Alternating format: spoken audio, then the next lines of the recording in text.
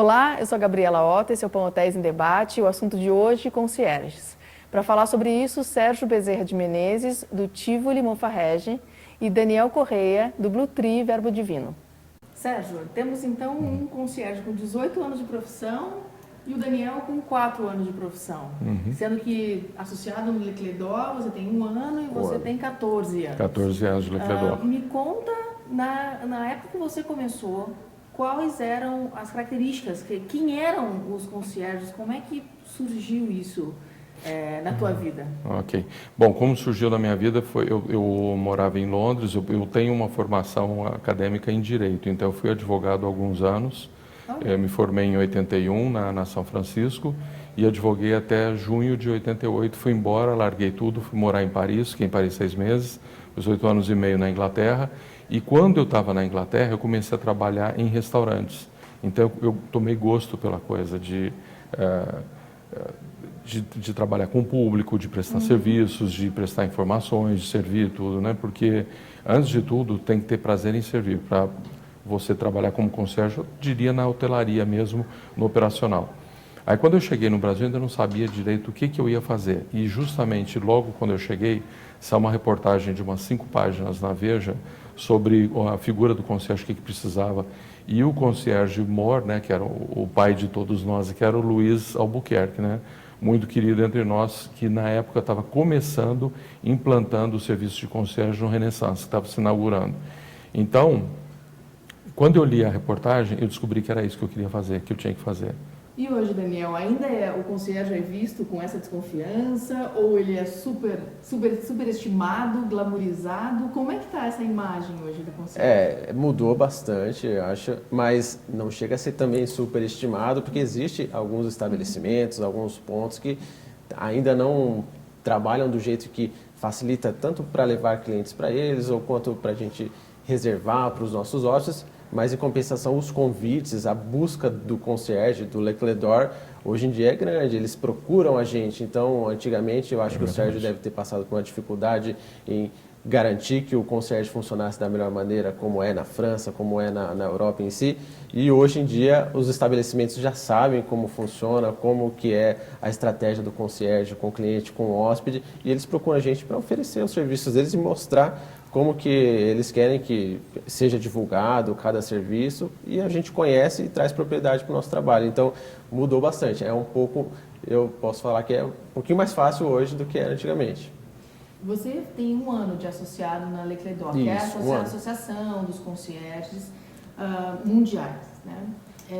Conta um pouquinho, como é que é a prova? É difícil? Eu morro de curiosidade de saber. É um sistema de seleção bem complexo e dos 4 anos de profissão, os 4 anos já fui buscando ali e só no final de 2014 consegui me tornar um membro mesmo, porque o processo de seleção ele se dá com a obrigação de você participar das reuniões mensais que acontecem da associação da cidade, né? Então os concierges de São Paulo, no meu caso, se encontravam cada mês em um local encontrado. A gente tinha que participar de pelo menos 3 reuniões, 4 reuniões anuais, e além disso tinha todas as etapas, que são prova de conhecimentos da profissão, conhecimento técnico no idioma inglês, tem a prova de conhecimentos da associação, da origem, do objetivo, e a gente ainda tem que passar por entrevistas com os membros de mais tempo da associação, que são diretor de membros regional e algum outro convidado que é membro,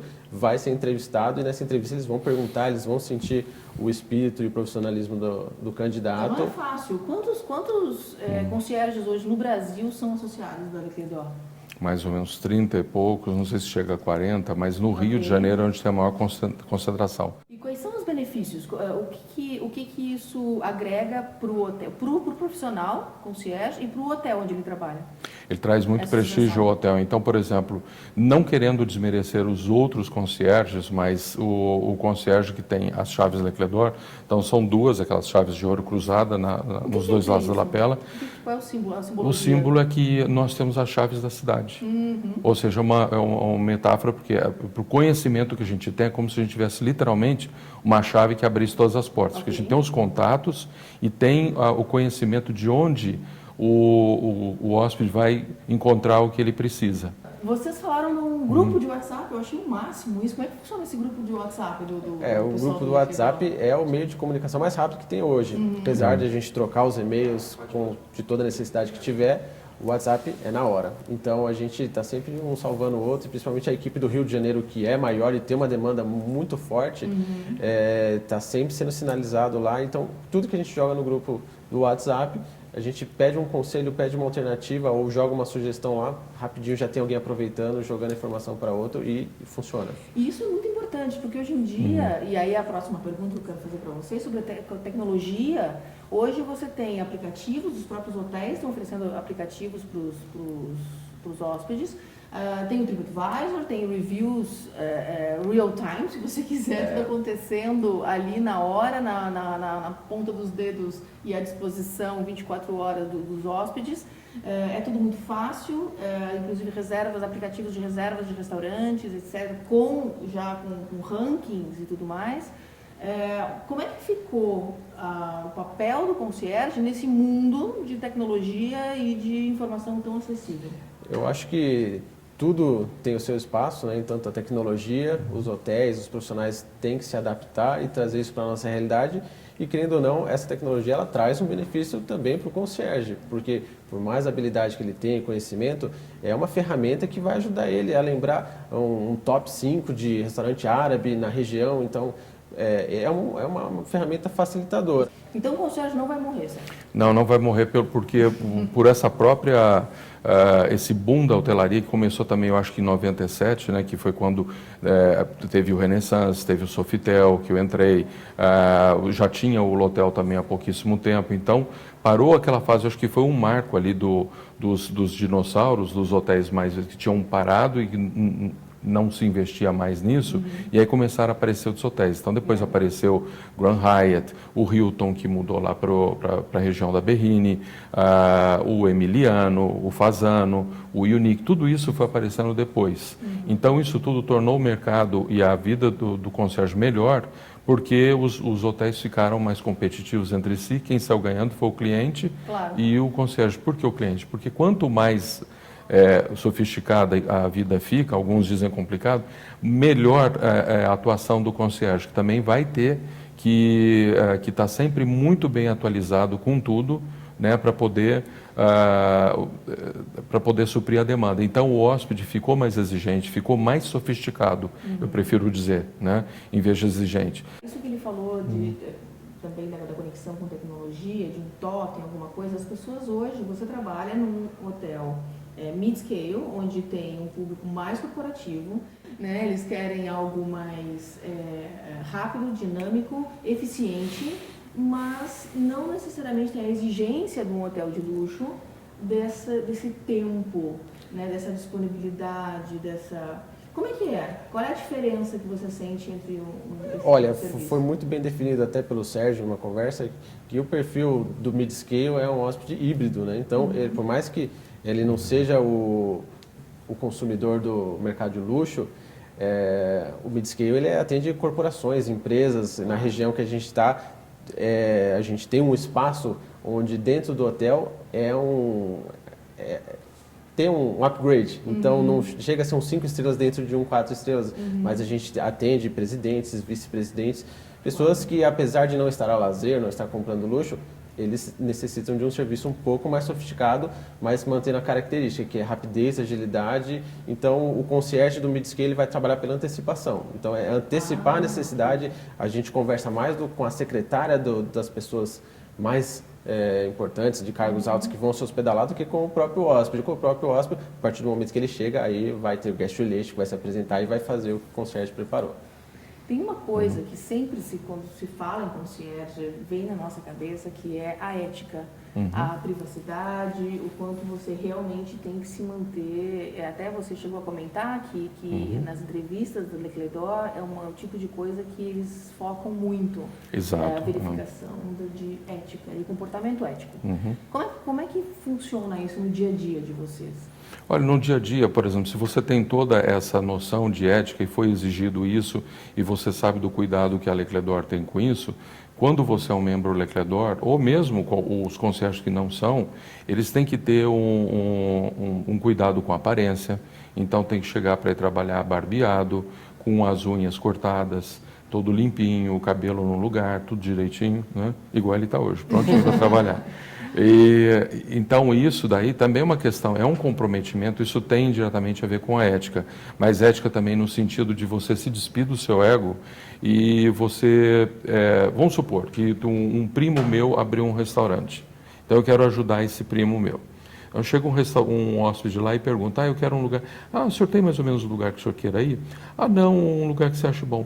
Eu não vou, eu acho rápido demais e até preguiçoso você já indicar porque você está querendo ajudar o seu primo. Então, eu acho melhor, você precisa conhecer o hóspede, saber ouvi-lo. Você tem que não falar menos e ouvir mais. Ver o que ele quer para você indicar com propriedade uma coisa. Mais assertivo, né? Exatamente, ele vai ter que se sentir bem naquele lugar. Né? O lugar que você indicar tem a ver com o que ele quer, não com o que você quer. Para a gente finalizar, uma dica para quem quer se tornar um concierge.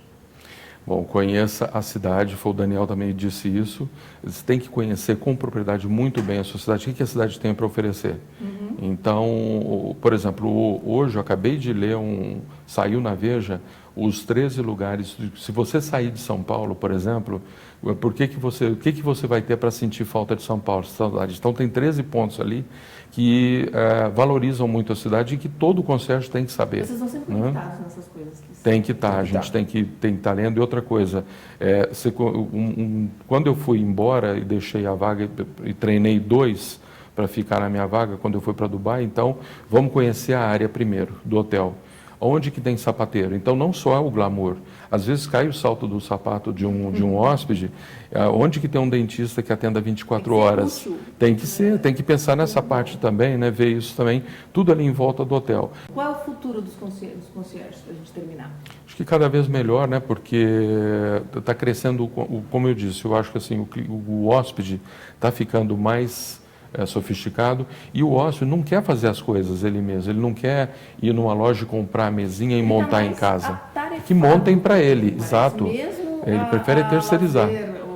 Ou negócios, não importa, isso. A sensação, a velocidade das coisas, ele quer ser cuidado, né? Ele está comprando mais serviço, né? Ele não está vindo mais para o hotel só para usufruir o quarto do hotel, ele realmente já está escolhendo pelo serviço, então ele quer comprar um serviço que seja feito para ele. Então, exatamente. Ele não quer ir para o hotel, procurar um restaurante, ele vai para o hotel porque ele sabe que já vai estar pronto. Então os concierges têm muitos anos de vida pela frente.